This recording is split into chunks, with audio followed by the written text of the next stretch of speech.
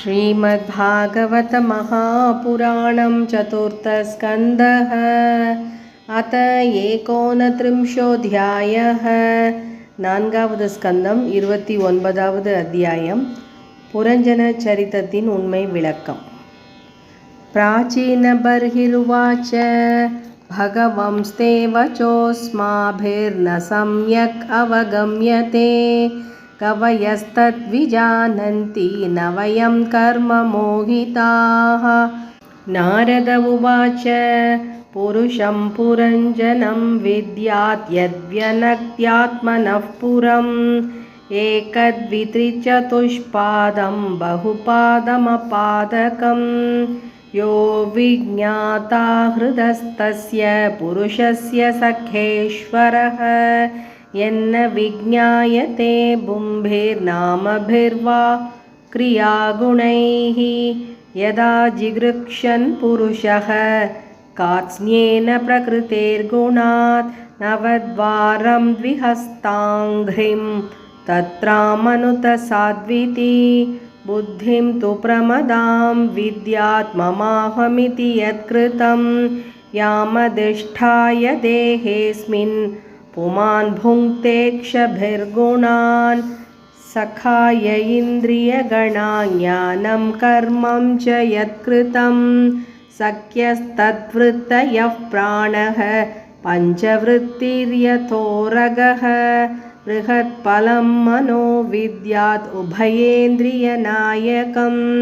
पञ्चालाः पञ्चविषया यन्मध्ये नवखं पुरम् अक्षिणीनासिके कर्णौ मुखं शिश्नकुदाविति द्वे द्वे द्वारौ बहिर्याति यस्तदिन्द्रियसंयुतः अक्षिणीनासिके आस्यम् इति पञ्चपुरः कृताः दक्षिणा दक्षिणः कर्ण उत्तरा चोत्तरस्मृतः पश्चिमे इत्यदो द्वारौ कुदं शिश्नमिहोच्यते कत्योथा आविर्मुखी चात्र नेत्रे एकत्र निर्मिते रूपं विभ्राजितं ताभ्यां विचष्टे चक्षुषेश्वरः नलिनी नालिनी नासे गन्धः सौरभ उच्यते घ्राणो वधूतो मुख्यास्यं विपनो वाग्रसविद्रसः आपनो व्यवहारोऽत्र चित्रमन्दो बहुधनं पितृहोर्दक्षिणः कर्ण उत्तरो देवहो स्मृतः प्रवृत्तञ्च निवृत्तञ्च शास्त्रं पञ्चालसंज्ञितं पितृयानं देवयानं श्रोत्राश्रुतधरात् व्रजेत् आसुरीमेढम् अर्वाग्ध्वा व्यवायो ग्रामीणां रतिः उपस्थो दुर्मतः प्रोक्तो निर्वृतिर्गुत उच्यते वैशसं नरकं पायुर्लुब्धकोन्धौ तु मे शृणु हस्तपादौ पुमांस्ताभ्यां युक्तो याति करोति च अन्तःपुरञ्च हृदयं विशुचिर्मन उच्यते तत्र मोहं प्रसादं वा हर्षं प्राप्नोति तद्गुणैः यथा यथा विक्रियते गुणाक्तो विकरोति वा तथा ततोपद्रष्टात्मा तद्वृत्तिरनुकार्यते देहो रतस्त्विदिन्द्रियाश्वः संवत्सरयो गतिः द्विकर्मचक्रस्त्रिगुणध्वजः पञ्चासु बन्धुरः मनोरश्मिर्बुद्धिसूतो हृन्नीढो द्वन्द्वकुबरः पञ्चेन्द्रियार्थप्रक्षेपः सप्तधातुवरूतकः आहुतिर्विक्रमो बाह्यो मृगतृष्णां प्रधावति एकादशेन्द्रियचमूः पञ्चसूना विनोदकृत् संवत्सरश्चण्डवेगः कालो येनोपलक्षितः तस्याहानिह गन्धर्वा गन्धर्व्यो रात्रयः संवृताः हरन्त्यायुः परिक्रान्त्या षष्ट्युत्तरशतत्रयं कालकन्या जरा साक्षात् लोकस्तां नाभिनन्दति स्वसारं जगृहे मृत्युः क्षयाय यवनेश्वरः आदयो व्याधयस्तस्य सैनिका यवनाश्चराः भूतोपसर्गासुरयः प्रज्वारो द्विविधो ज्वरः एवं बहुविधैर्दुःखैर्दैवभूतात्मसम्भवैः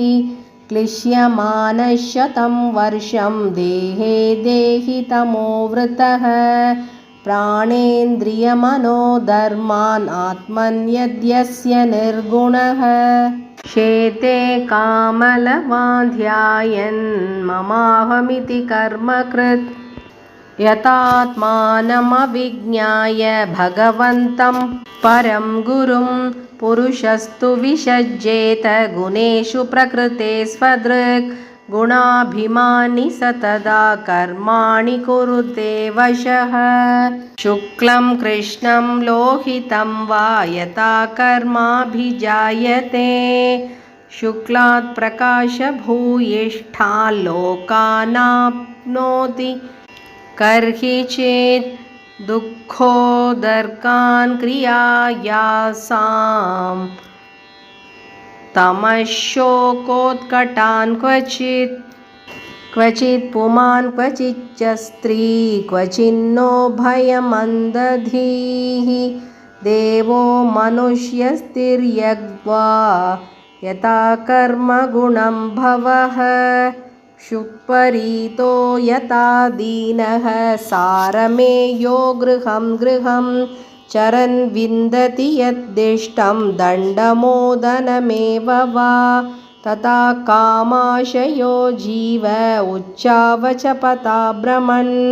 उपर्यधो वा मध्ये वा याति दिष्टं प्रियाप्रियं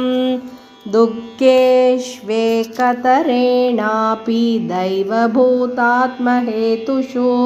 जीवस्य न व्यवच्छेदः स्याचेत्तत्प्रतिक्रिया यथा हि पुरुषो भारं शिरसा गुरुमुद्वहन् तं स्कन्धेन स आधत्ते तथा सर्वाः प्रतिक्रियाः नैकान्ततः प्रतीकारः कर्मणां कर्म केवलम् द्वयं ह्यविद्योपसृतं स्वप्ने स्वप्नैवानघ अर्थे ह्यविद्यमानेऽपि संस्मृतिर्न निवर्तते मनसा लिङ्गरूपेण स्वप्ने विचरतो यथा अतात्मनोऽर्थभूतस्य यथोऽनर्थपरम्परा संस्मृतिस्तद्व्यवच्छेदो भक्त्या परमया गुरौ वासुदेवे भगवती भक्तियोगः समाहितः स्त्रीचीनेन वैराग्यं ज्ञानं च जनयिष्यति सोचिरादेव राजर्षे स्यादच्युतकथाश्रयः शृण्वतः श्रद्धादानस्य नित्यदा स्यात् अधीयतः यत्र भागवता राजन् साधवो विशदाशयाः भगवद्गुणानुकथनश्रवणव्यग्रचेतसः तस्मिन् महन्मुखरिता मधुभिश्चरित्र पीयूषशेषसरितः परितः स्रवन्ति ताये पिबन्त्यविदृशो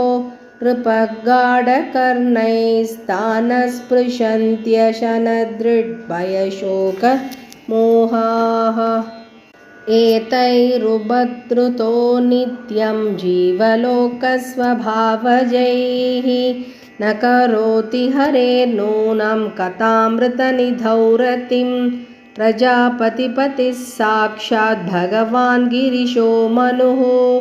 दक्षादयः प्रजात्यक्षा नैष्टिकाः सनकादयः मरीचिरत्रयङ्गिरसौ पुलस्त्य पुलहः क्रतुः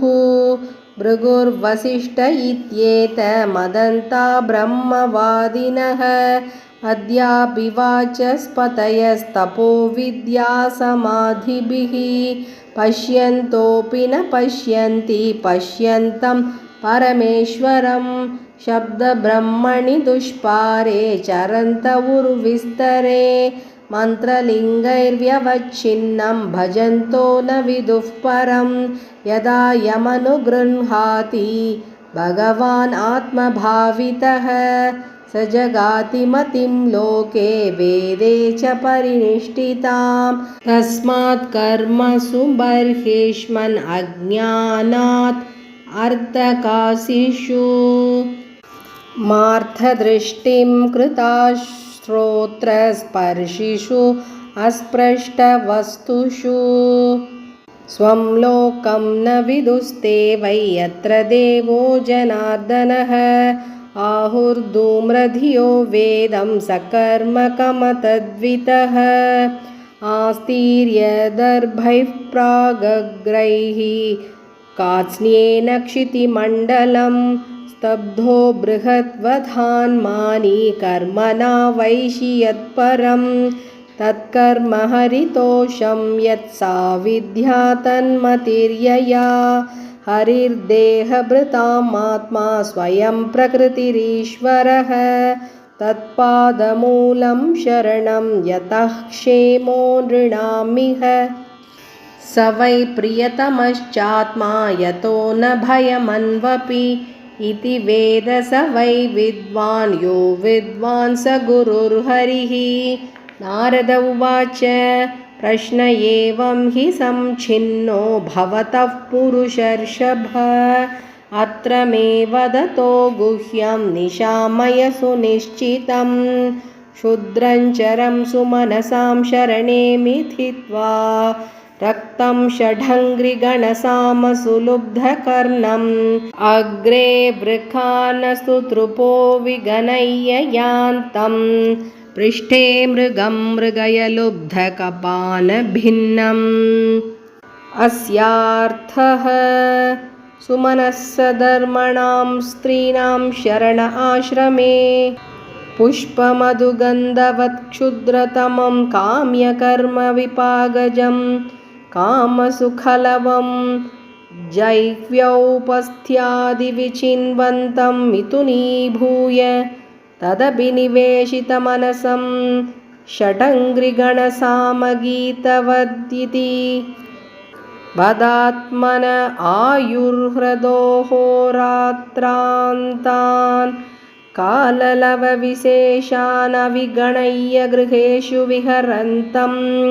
पृष्ठत एव परोक्षम् अनुप्रवृत्तो लुब्धकः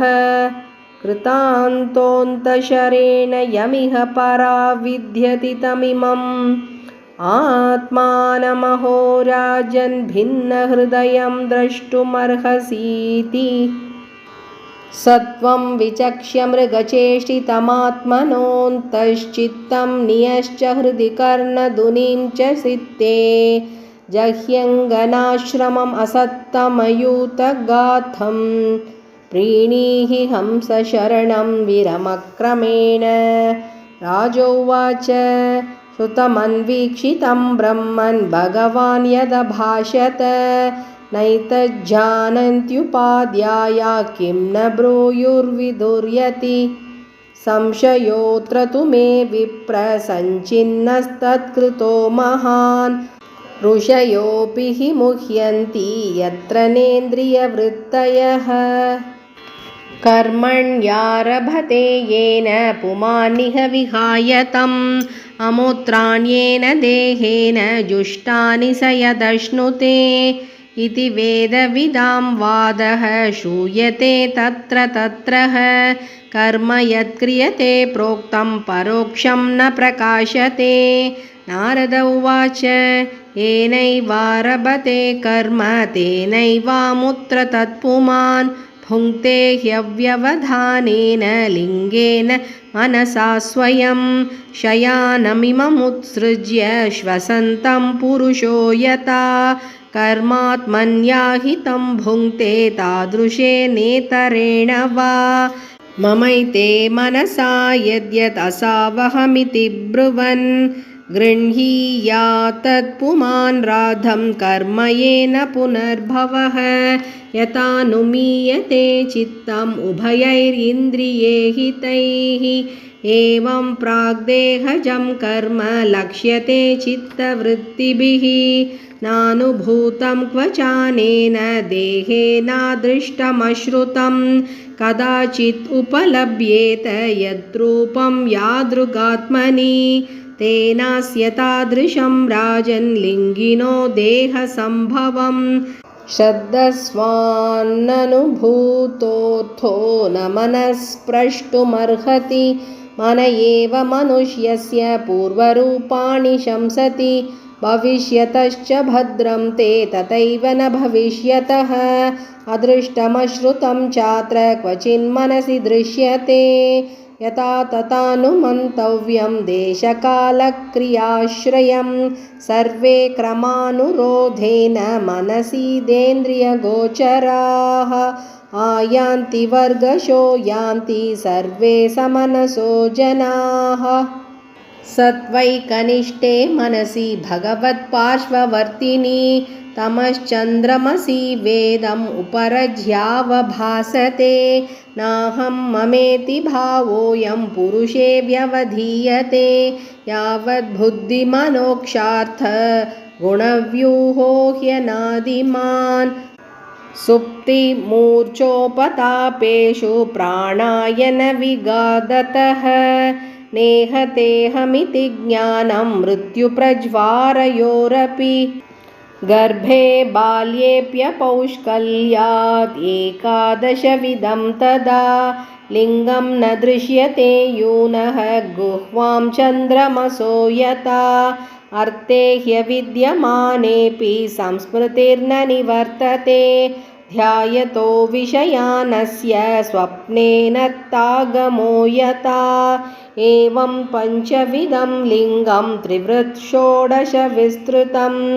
एष चेतनया युक्तो जीव इत्यभिधीयते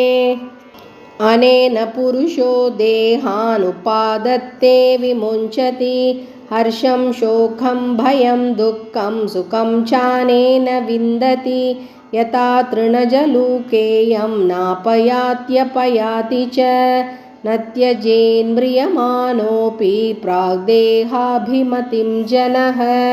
यावधन्यं न विन्धेत व्यवधानेन कर्मणां मन एव मनुष्येन्द्रभूतानां भवभावनं